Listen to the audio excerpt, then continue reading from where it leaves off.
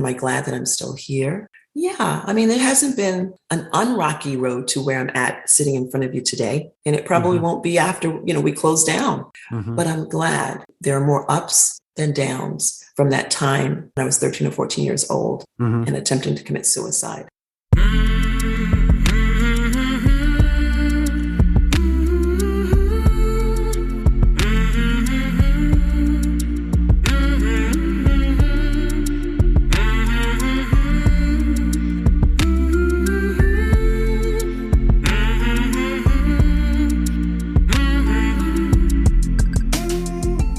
Hey there, my name is Sean, and this is Suicide Noted. On this podcast, I talk with suicide attempt survivors so that we can hear their stories. Every year around the world, millions of people try to take their own lives, and we almost never talk about it. And when we do talk about it, many of us, including me, we are not very good at it. So, one of my goals with this podcast is to have more conversations and hopefully better conversations with survivors. Gonna keep trying. As always, a giant thanks to all the survivors who have joined me here on this podcast since we launched now a bit more than 2 years ago.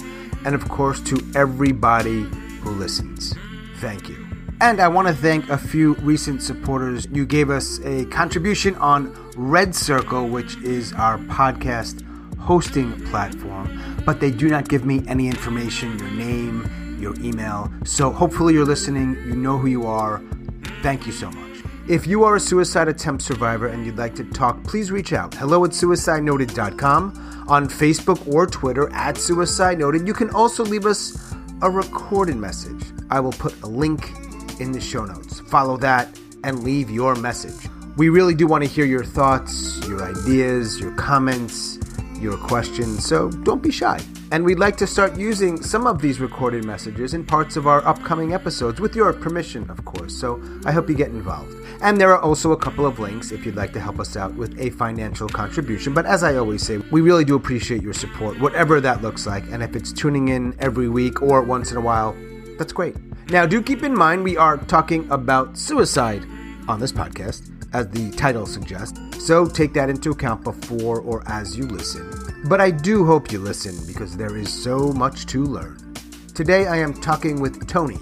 Toni lives in South Carolina, and she is a suicide attempt survivor. Hey, Toni. How are you? Toni, you know what? I got to be honest with you. I'm having a shitty fucking day. Oh, well, that's good. I'm glad that you're letting me know up front. Yeah. No. Now, will that impact our discussion? Minimally. It'll only be in the forefront of my brain. Yeah. You asked, I'm telling you, I know the game we play in life is to say everything's fine. But you know what? Hey, look, I have this podcast to have these conversations. And once in a while, I'm not just the interviewer. Occasionally, you've heard the podcast, I whine and vent also. All right.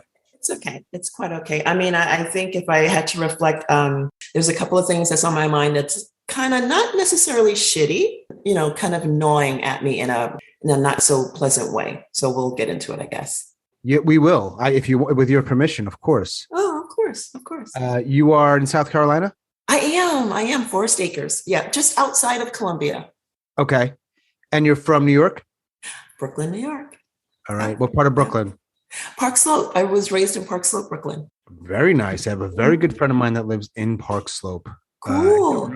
Oh my God. It looks so gorgeous now. I mean, it was nice then that I didn't appreciate it as a young person, and then growing. And then of course leaving and coming back. And I'm like, it's also gotten 10 times as expensive, but that's another podcast called Real Estate Noted. This is Suicide Noted, not Real Estate Noted. Mm-hmm. And that's like seeming like the trend across the country.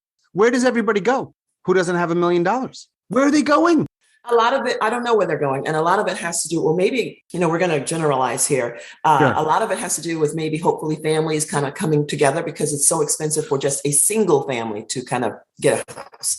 So maybe that's a good thing in terms of more family kind of unifying and getting together.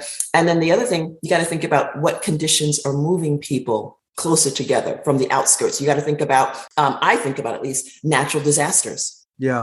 And one of the lenses I use, particularly with respect to these conversations, is a lot of people I speak to, they don't really have families to go to, right? So I think about them, and I'm kind of in that category. where do we go? We find families, we find Maybe. safe areas. Because although, we feel isolated sometimes, with our thoughts, it isolates us, but we also tend to gravitate to, we always see things on the other side that looks greener and better. And you kind of lean into that, even though it's not fully what you really want to probably embrace, but we do. Right. We do what we have to do to survive, I think. Period. I know that sounds a little trite, but it's true. How did we find each other? How did you find me? Yeah. So here's the thing. So I have lots of interests. And so I was by things that in the media, and unfortunately in the media, though, in terms of hearing about individuals committing suicide, it sparked some interest for me. And it made me kind of dig deeper into some things about myself. And then I was like, well, are there any suicide podcasts? And so I just kind of randomly scrolled and, did a search. And I was like, oh, there's a handful of them out there. And so I just kind of gave a listen, and some I appreciated, but I liked hearing your voice. I liked hearing how you engage with individuals. So that's why I paused with you. Got it. And you reached out. Toni is in South Carolina. Might be my first South Carolinian I've spoken to for this podcast. Well, I don't even consider myself a South Carolinian, and they don't either. Right.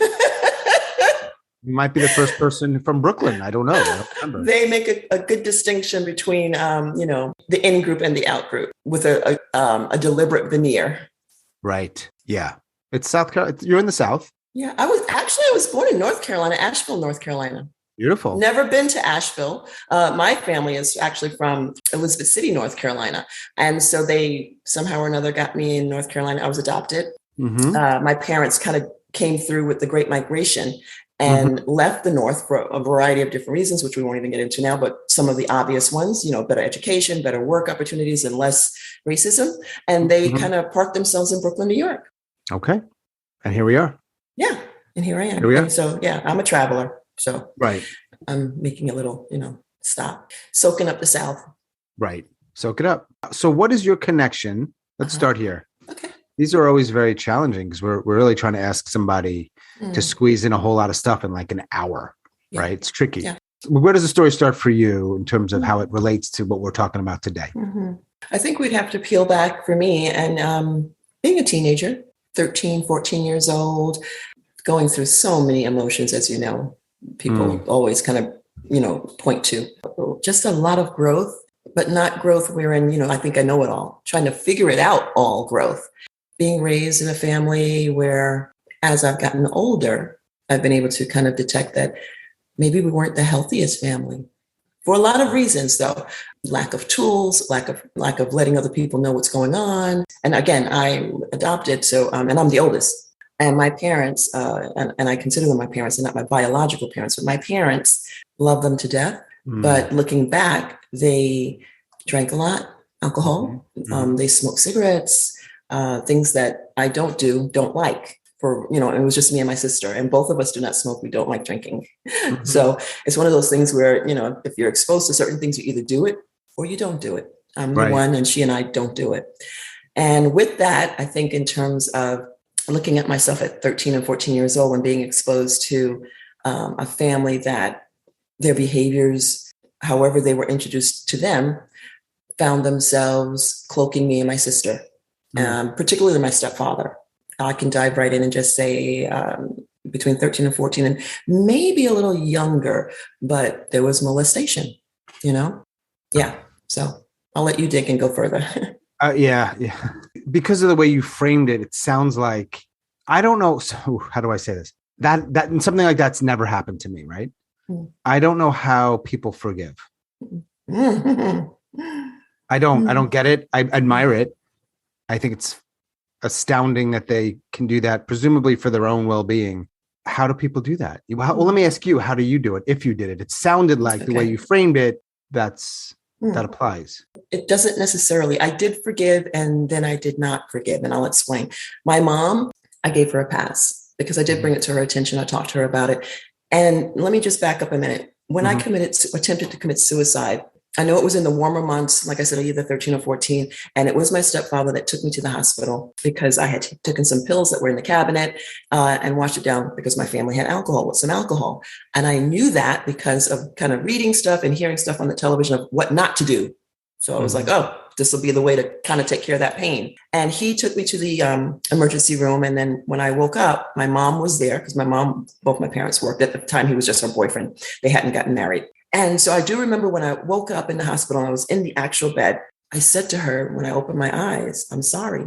And I remember the doctor coming in and giving her a card, like a business card. And probably it was a business card to see a therapist or a counselor, which never happened, ever. Mm-hmm.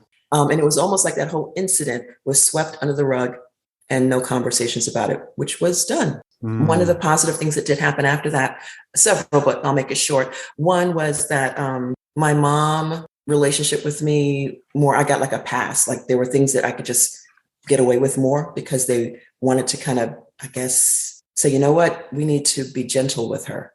Mm-hmm.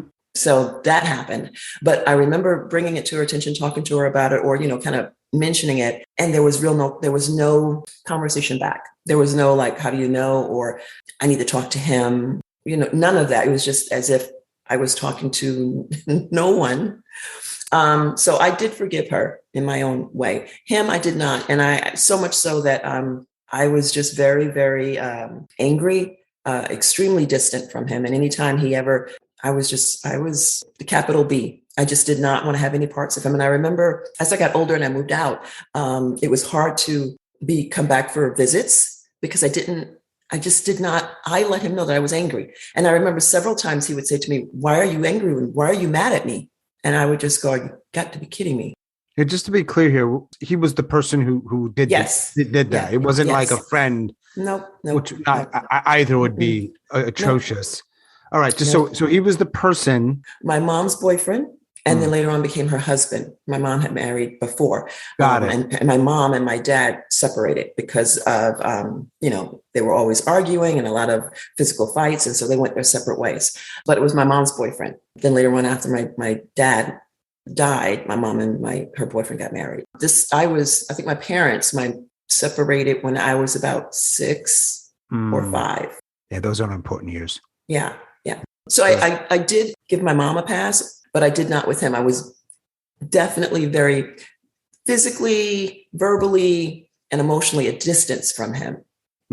Did not want to interact at all with him. And it was obvious. But I just thought it was very hilarious that he would always say to me when he could, why do you hate me? Speculating here, do you think he really didn't understand what he did? Or do you think he was aware of it and he was just like, whatever else? I mean, it's astounding. I don't know. Both my parents, my mom, my parents that raised me are deceased, and her boyfriend or husband or second husband are deceased. Have no idea. And I don't know. And so in the throes of all of that, when you were about 13, you took those pills in an attempt to end your life. Yeah, because I was in a lot of pain, a lot of confusion, didn't like myself at that time. I felt like things weren't going my way. And at that very moment, and I can't, it's so hard to I've tried because I've kept diaries. And I went back to look at a few of them and I tore pages out. So there was something going on there. Yeah, it was just a lot of pain, a lot of emotion. And I wanted to get off that ride. I wanted to stop. I just wanted it to stop. Yeah. So, and this might be me playing with semantics here a little bit, but is it, as best you can recall, did you want out or did you want, if I could have said to 13-year-old Toni, it's going to stop. Would you have still, do you think, attempted you just wanted out or you wanted, quote, the pain to not be there? It's not the same. It's not exactly the same to me. Right. I believe I probably wanted a couple of things. I definitely know I wanted that type of attention to stop from him. And the fact that if I recall correctly, I don't know in what order, but the fact that I did bring this to my mother's attention, and it seemed as though to me as a young teenager that no change was put into place. It seemed I was wanting out then because I felt like, well, what other recourse do I have? Right. At some point you get taken to the hospital. Yeah. You spend a night or two? No, I think it was the same day I remember a couple of times they pumped my stomach, and so I was throwing up.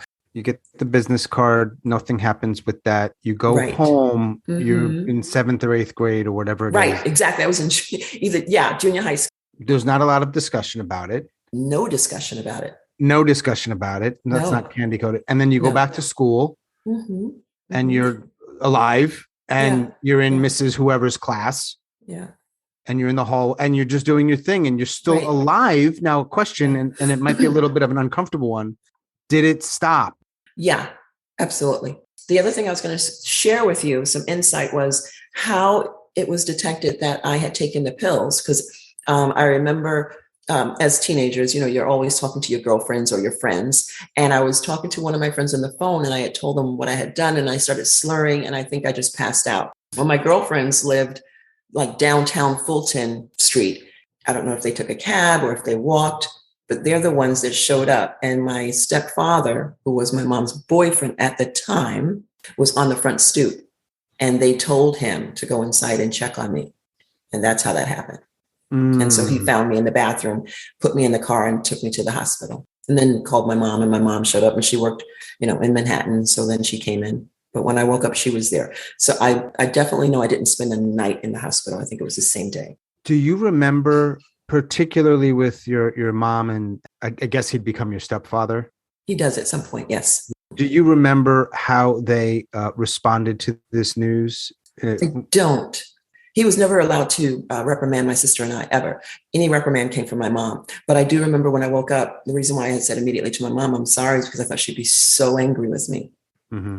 I know that there was no reprimand, no nothing. And that's why I said, as after that incident, what I do recall changing is there was a lot more leniency with me.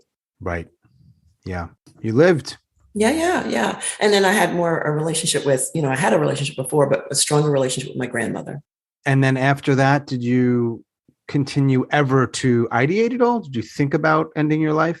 In my head, as challenges would arise in life, but never, almost like an afterthought, meaning whatever you're going through, whether it was something professional with work or relationship, divorce, because I've been there.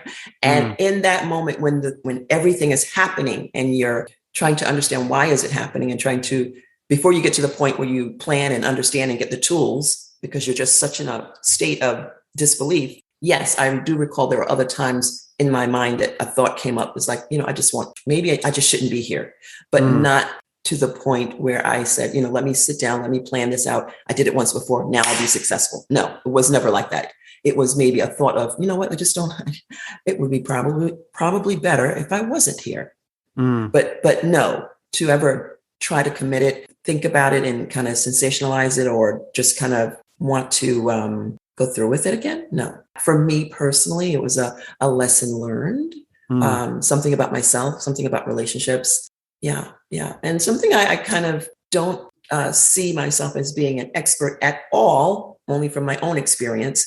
But when I see young folks or if I hear about people committing suicide, it brings back, of course, thoughts because I kind of think about so many different things that could be going on in that person's life from thinking about my own life. And not necessarily in the terms of just, being molested, but there's so many other things that young people, especially if they're young, could be going through where to us, if you're older than them, you think that's nothing. But no, when you're young, it could be the smallest thing ever to an adult, a seasoned adult. But to that individual at that very moment in time, it is like a volcano erupting. Mm-hmm. And for some adults, though. Oh, yeah. When you're thinking about suicide, in that moment, you're almost paralyzed by that situation, whatever that situation is. And that is absorbing all of your energy, all of your attention. All of that. And you're not really, I don't want to say you're not thinking, you are thinking, but it's that issue that's kind of got you in your grip or got you in its grip. It's like war. Mm-hmm. And you just can't get out of it. Yeah. Mm-hmm. Yeah. Huh. How many people in the world outside of your mother, her then boyfriend, and hospital staff know that you attempted to take your life at 13 years old? My grandmother and my husband at the time, my current partner, because I brought it up to them. I talked to them about it. And I actually talked to my boys. I kind of talked to them because I also, as you read and you think and you talk to other people and you say, if I can have these conversations with individuals, because you never know what someone else may be going through or thinking about, and not understanding that if I'm having these thoughts, is it unique to me? Then is there something wrong with me? But like I like to talk to my boys and say, do you know that this happened to me? It's a door that I open because maybe they might be having thoughts when they're thinking, this is something that only happened to me or only I'm going through it. And if they know that I have gone through that situation, not their experience, but my own experience, perhaps they'll come to me and talk to me. Right. So, and not everyone. I think the younger generation is more open to having those conversations. Where when I was having, those conversations with my grandmother, and I don't know if about my uncles, it was again like if I would mention it, expecting them to kind of, oh, we're going to take care of this. Let's go over there and talk to him, and that didn't happen. It was like it's almost when I would open up and tell, people would just listen. I did not see no action. No change, just like, okay, they're hearing it, they're taking it in. And I just think that for the most part, they didn't know about resources, or maybe it was the resource to protect themselves mentally and physically to not address it. Maybe. I mean, it makes you wonder what was maybe behind their inaction. Right. Why is that? I don't think it's that uncommon, not to compare your experiences with others, but I hear this. Why is that? I don't know. I have no idea. I know that's not what I do, though. I try to be respectful of an individual. And if they come to me and talk to me about it, what would you like to do? What do you want from me? Asking. Sure. That's it. Asking. That's a starting point, right? That's a very reasonable starting point. Sure. You said that you told your then husband, but obviously you weren't referring to when you were 13. Correct. No. In my late 20s, I got married. When you have relationships, there are things that you confide. And I do remember sharing that with that person, and letting him know why I didn't like my stepfather. Yeah. So I definitely I've had conversations with people about it. And you'd said earlier that you had a more, I don't know if the word sort of curiosity or interest in this subject matter. So you put the word in one of these podcast platforms, presumably. Most people I've spoken to, it's a little different. It is, I want to feel less alone because I'm having these thoughts, or this is a big part of my life or has been, and I just want to hear something around that. From what you shared, it doesn't sound like that's the space you're in. You really were coming at it from a different perspective. Is that accurate? It is accurate. Very good. Very good. I'm trying to listen my best. Yeah. So, like I said, when I hear or read or see something on the internet, and like this past weekend, unfortunately, and there's probably so many more that do not hit the banner on your webpage on the internet and mention someone has committed suicide. But for me, I think since the beginning of this year, maybe since 2020 and to present, just noticing the word suicide coming up, seeing what seemed to me a frequency of, God, is this increasing? What is going on? Why am I hearing more about this? And just being curious as I am, and as particularly for 2022, what seemed to me as, an uptick, which when I looked at the numbers is really not an uptick, but then again, made me think I would like to dig a little deeper and see and hear like what's going on. Is anyone else kind of leaning in and trying to kind of go, is there something here that we're not tapping in on, understanding with clarity? And then I thought, well, I wonder if there were people having conversations, and that's where I kind of wanted to see what my thoughts had been. Were they in the right direction or not, in terms of, kind of getting a pulse of what's happening to other people? What are they experiencing? So, yeah. I'm still on the journey. I haven't come to any decision. Still on a journey. It's just always weird to me that there's so little discussed about it. Yeah. I think it's fear. Fear. There's still, just stigmas, right? The stigmas behind it. I'm just, off the record here, fuck your fear. I'm just, screw you with your fear. It's not about you and your fear. Now that's an insensitive and not useful way to approach it. I get it. Right. But it's like, come on.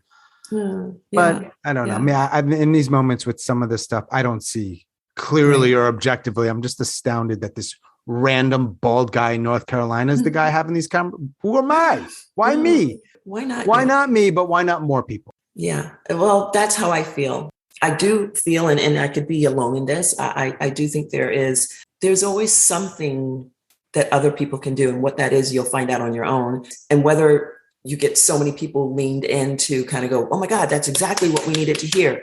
Right. No, or it could just be a small group of people that needed to hear this. And that's fine too. I really feel that there are stories that could be told in a meaningful and thoughtful and respectful way from families, but first and foremost from those that have tried to commit suicide, whether famous or not famous, and lend their voice to this. Particularly the families, because I think families that have lost a loved one to suicide are the ones that sometimes kind of close up like a flower, and because they want to protect that. Very, very sensitive and very, very personal. Sure. But I think that there's something there to talk to them, particularly when because I could only imagine they have countless questions about what did I not see? What did I miss? Or maybe they did see and notice, and they just felt that they could not help that person. Right.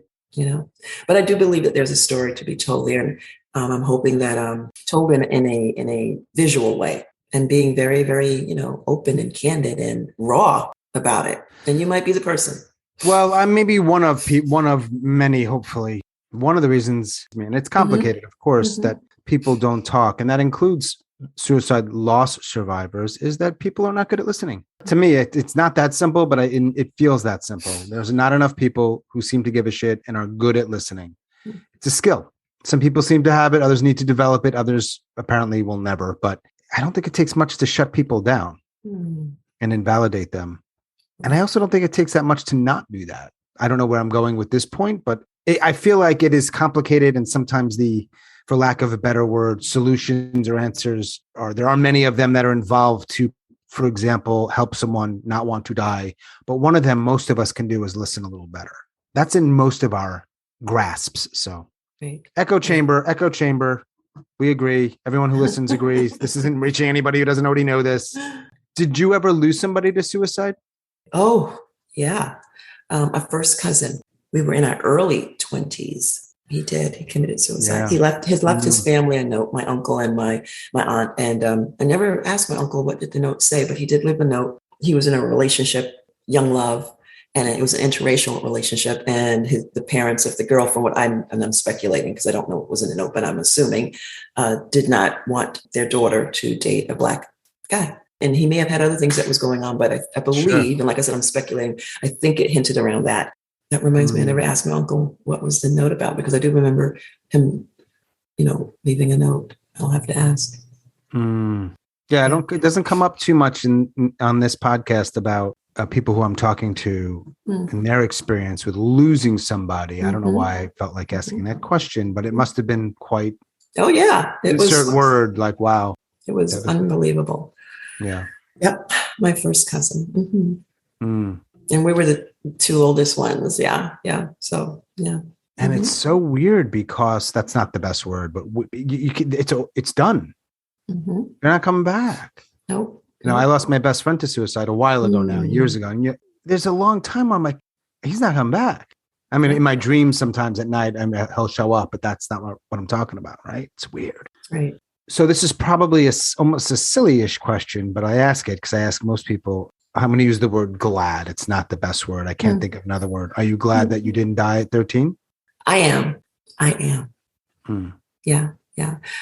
So yes, I am. And there's probably a reason that it did not, I wasn't successful. And you got married. Had 2 wonderful boys. They're men now. But yeah. Are you crying? Yeah, because, am I glad?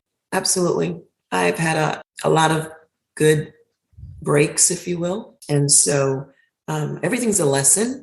And it's not necessarily just a lesson for yourself, but a lesson for you to be able to kind of think about where you are and how can you take that lesson that you've learned to make it a teachable moment for someone else if they're willing to, be receptive to it. Right. Willing or able, I suppose, sometimes, just if they're in that space, right? Good segue. You're reading my mind. Well, I used to ask this question more. For some reason, I stopped, but I want to ask you this question. Sure. We have a variety of listeners. Presumably, some are attempt survivors, some might be loss survivors, others might be in the medical field, others might be curious, and so on. Without knowing these people, of course, you'll probably never meet them. Do you have any thoughts? I don't want to use the word advice, but thoughts, words of wisdom, ideas to share, particularly to people who are in the position of supporting someone in that kind of pain or despair? The mom, the brother, the friend? That's a good question. Well, to be very honest and transparent, I wish I had something very eloquent to share, but I don't, because I think it's different for everyone. I feel there are no words that I can share that would probably anchor someone in the way that they need to be anchored. It's just one of those things that I think happens, and this is silly and a cliche, organically. It's just what I keep remembering is you may have something very meaningful to deliver in terms of something you're going to share orally with someone, and it may only be precise and exact for yourself because the other person that you're sharing this with, they have to be in that space to want to be able to receive it. Sometimes it just may not reach them. It may not reach them in that moment. So I don't have any words. I think in the moment, in the moment. I do have to add, I raised this because there was a time when I was working with some colleagues, some collaborators, and someone reached out to me who was not in the best space and thought that they wanted to end their life. And I guess this highlights in terms of that reaching out and saying something profound or just with feeling to say, hey, I hear you, I see you. This is what we can do. Because clearly that person was looking for that anchor, that lifeboat, that jacket. And I just happened to be the individual they reached out to. They knew nothing about what I went through. I did share that with them through our conversation. So I think in terms of finding something to share that would help someone else, I just think that I don't have those words. I think it's one of those things that's in the moment. You ready for the part B of that question, which might be harder? Okay. That was pretty hard. And I appreciate your honesty. Is there anything you could say or might say to people who are thinking about taking their own lives? And maybe can we even frame this towards a teenage girl dealing with certain things that you may have dealt with? Okay. So I'm reaching into myself at this moment, trying to push away or move aside some of the cobwebs and reach down deep to areas of my memory where I may have kind of really tamped down on what could be extremely powerful and useful. That's so tough because, I think that the most common statement or something easily to toss out when someone is asked this question is, it will get better. Maybe not. Maybe not. No, maybe not. That's right. That is so tough. Tough in the means of that's a good question. Think about someone that's 13 or 14, a younger person like myself at that time. Sometimes it's very hard for anyone, let alone a teenager, to ask for help. Okay. It's hard for adults to ask for help. I think that young person could, if they want to, I guess, let someone in. I mean, find a way if you want. And this is so tough. This is hard. This is hard because everything I'm thinking about is like, oh my God, that's so lame. Well, can I reframe it slightly? Sure. And this might be a little sensitive or more than a little. Okay. What would you have wanted? I wanted to be seen. I wanted people to hear me. I'm such a people person, meaning I like to observe individuals. Like I'll go to some, whatever it is, and I'm just like really looking at people, making assumptions in my head about, what do they do? What's really troubling them? Or kind of reading them before meeting them. Seen and heard. Can I'm going to be annoying here because I'm very good at it and break it down. When you say, I want someone to see me or hear me, what does that actually look or sound like? It pretty much is what we're doing right now. Because we're having this beyond just the conversation. We're kind of really talking to one another. We're We're asking questions that don't normally get asked. And I can be as creative or transparent, real, unafraid, uninhibited with you in this conversation. And I think being heard and being seen is what we're doing, All right. You know? So I like that example. You'd said that when you observe people, two of the questions you sometimes think about are, what do you do and what's troubling you, right? Can I ask you two questions? Yeah. What do you do and what's troubling you? Oh my goodness. There's a lot of things that's troubling me. So what I do is not being afraid, being able to be as genuine as that time and that space will allow, and acting on it, because how can you not do anything? So for me, it's okay, what can I do? How can I do it? And it's like this reaching out and hearing about your platform and an opportunity where it also helps me, mentally, physically, it helps me. And in turn, because things I like to think are reciprocal, perhaps I'm helping someone else that I will probably never meet. Without question, you are. Yeah, 100%. Yeah. So what do I do? And what was the other part? What's troubling you? What's troubling me? What is not troubling me? Okay. Everything. No, honestly, I mean, from you name it, from the environment, just thinking about the migration of people in terms of, because they're having to leave where they would probably love to stay, but can't because of disasters. COVID-19, I mean, just scares me to death. How do we make people feel whole? And how do we have this community?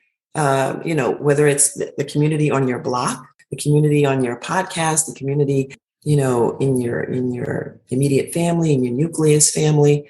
How do we create this community where we feel whole, where we feel trusted, where we can be ourselves, be our authentic self, even if it means saying and being and doing things that are uncomfortable. What brought you to South Carolina? My partner, he works here. We were dating on one of those platforms, and I was in North Carolina, he was in South Carolina, and then it just made sense for me to kind of move to South Carolina, and so I did, and so I'm here. Brooklyn to the Carolinas. Yeah. Mm-hmm. Toni from Brooklyn, who now lives in South Carolina. That is correct. Yes. 2 grown sons. Yes. Yeah. And a wonderful partner who is very, very supportive. Yeah. I'm glad to hear that. I can't imagine being in a partnership with a non-supportive person. How about that? Yeah. He's great. Actually, even my husband, very supportive, professionally, and even in terms of just, our domicile, just very supportive, hands-on for mostly anything. So I've lucked out in that way. And so when you say, am I glad I survived? Am I glad that I'm still here? Yeah. I mean, it hasn't been an unrocky road to where I'm at sitting in front of you today. And it probably won't be after, we close down, but I'm glad, because there are more ups than downs from that time when I was 13 or 14 years old and attempting to commit suicide. And there were rough patches there, because even for, a teenager, high school is like a nightmare. So it wasn't, I was just about to go into high school and bump up against some other challenges. It doesn't get easier, but you learn to be able to navigate, perhaps, with a compass of some sort. Hopefully. Of some sort. I wonder how many people out there who attempted to take their lives and it worked would feel, we'll never know, I don't think, the way you feel. Man, if I had a do-over, I wish that thing hadn't worked. Oh. This is a question that obviously can't be answered. I would imagine there are some people, I really believe this, that are like, no, I want it out and I'm glad I'm out. But you wonder how many people were like, 13-year-old Toni, and some of them didn't make it, right? They took a few more pills, or their friends weren't around in time. They died. They're done. It's over. I don't know why I think of these things. Yeah, no, that's a good one. That's a really good one. When we're talking about visual, I could kind of flip that a couple of ways, and, that's a good Are you thing. a visual artist, or is that your work? I'm not a visual artist. I'm just a visual person, and it's been kind of dormant. And so it just, like anything else, it kind of pops up when I think it might be a talent that might need to be tapped into. So, but no, I'm not. My final question, and then I'll sort of open it up because you might have other things you want to add that didn't come up. Are there any myths? You've heard me probably ask this question before, around, it doesn't necessarily have to be around suicide, though. It could be around assault or abuse, and it could be around any myths that you want to dispel that you think? Perhaps that someone that commits suicide is selfish or attempts suicide is selfish. I think that the bigger thing there is that I don't think it has anything to do with being selfish. If anything, I'd flip it and say perhaps they're selfless because they're thinking that they're at that moment in time. I believe for me, how about that? I switch it around. I thought that I was doing good. Removing myself from the situation would make things better. How about that? That one comes up a lot, this selfish word. And I wonder why. I don't know why. It's a big one. It seems to be that that's a common thing people talk about, that it's selfish. It's a singular act, usually. It is you that you're in that moment and you are focused on you and you only. It kind of just looks like from the outside, well, this person has A, B, C, D going on, the positives. How could did they not think, so it's like suicide is a very singular moment. It could be that you feel that an individual, it is the gift that, bear with me, you say, how could that be a gift? It's a gift that will continue to pop up for those that remain, good, bad, or indifferent. It is that, if you want to say haunting, daunting, it will always be there. Yeah. You dealt with it with your cousin, right? Oh, yeah. Yeah. It's there. I remember being angry in my head at him going, oh, now he'll be in my, he'll be the person that's always thought of, he will, as far as the grandkids, he will always be, the one. And it's like, how crazy is that? How crazy is that? But we have these random thoughts. Yeah. And so I just thought, oh, no one will top him. He'll be the favorite all the time. Yeah. I don't know this. I'll never know this. I'm pretty sure that's rarely what people are thinking. I'm going to be the favorite forever, so I'm going to do this. I could be wrong. I doubt it. I think it's way more about a tremendous amount of pain. Oh, sure. Absolutely. Right? But when we were talking about singular and how so, and I'm saying, I'm thinking about myself in terms of why did I kind of feel that this was a singular moment and trying to tie it all together in terms of, okay, like I said, it's a random thought, perhaps in my head, but certain things come up in someone's mind that sometimes we don't speak, we don't verbalize because it's so like we're disjointed. What are you talking about? But it's a thought. Sure. Yeah. I think that I'm echoing some of the things I've heard. More than unfortunate that what gets often lost, I think, is that how much pain that person was in for so long. Most people don't do this just, I'm just going to do that thing. That's just not how it works. It's very rare. Long-term, profound pain, I think. And I just wish that we had that conversation a little more. I mean, some people are having that conversation. I'm not by no means the only one, but I think the conversation about it being selfish is more common. That's all. Right. And I just don't get it. And I'm trying to, but I don't. Well, I think if you continue, which you should, having more conversations like this with others, because it's all relevant, right? Right? Subjective, right? And there's no one voice that's going to tap in on it and be precise and come out with specificity or exactitude to kind of nail it. Sure. No. Keep doing what you're doing. And perhaps, you'll stumble on hearing a variety of different voices that can add to what you're sharing. Yeah. That's the best it's going to get. If there were one answer, we'd have had it by now, probably. If there was one thing that would explain it all. It's pretty complex, suicide. It's complex, for sure. But I mean, arguably one of the, if not the most complex. You're literally taking yourself out. And it goes across the spectrum of age, so you can't zero in on, well, it only happens to an individual at this age. And, we can go on with the other, demographics of it. It just goes across. Oh, it goes across just about everything, right? So there's not one thing. Yeah. Sean's one thing. No, I would say to people who are listening, ironically, that listening word, that's something that you can do. Maybe might be a small percentage of people who have neurological challenges that literally cannot listen. I don't know. Sounds a little bizarre coming out of my mouth, but yeah, you can do that. Most of us can do better at that. Start there. We can all be better humans. Or that. Mm-hmm. Yeah. Thank you for reaching out and being flexible with speaking with me and then speaking with me. This has been a fun hour or a good hour or an interesting hour. Yeah. Is there a question I didn't ask or something else you wanted to share that didn't come up? Sean, you've done a wonderful job. You've made me think deeper than I probably wanted to think, which is good. It's a good thing. Sometimes we have to do that. You got to flex that muscle because if we don't use it, you lose it, right? And memory is a rubber band. Hell yeah. I haven't studied this, but I've gotten into it a little more and how our memories are not always as accurate as we think they are with certain things, I think, which is just like, wow, fascinating. Because we're so sure. Yeah. With some stuff. And other than that, I never know how to end these other than saying thank you very much. And I hope your days continue to go well. Oh, it's my pleasure. My pleasure. Thank you, Sean, for speaking with me. Of course. I'll talk to you soon, Toni. Have a good day. You take care.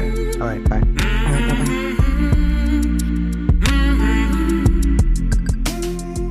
As always, thanks so much for listening and all of your support. And special thanks to Toni down in South Carolina. Thank you, Toni. If you are a suicide attempt survivor and you'd like to talk, please reach out. hello@suicidenoted.com, on Facebook or Twitter @suicidenoted. You can leave us that recorded message. Just check the show notes on how to do that. In addition to helping us with a financial contribution if you can and want to. And again, I know I say this a lot, but please don't be shy if you'd like to leave us a rating or a review on Apple. It really helps. Thank you. And that is all for episode number 118. Stay strong. Do the best you can. I'll talk to you soon.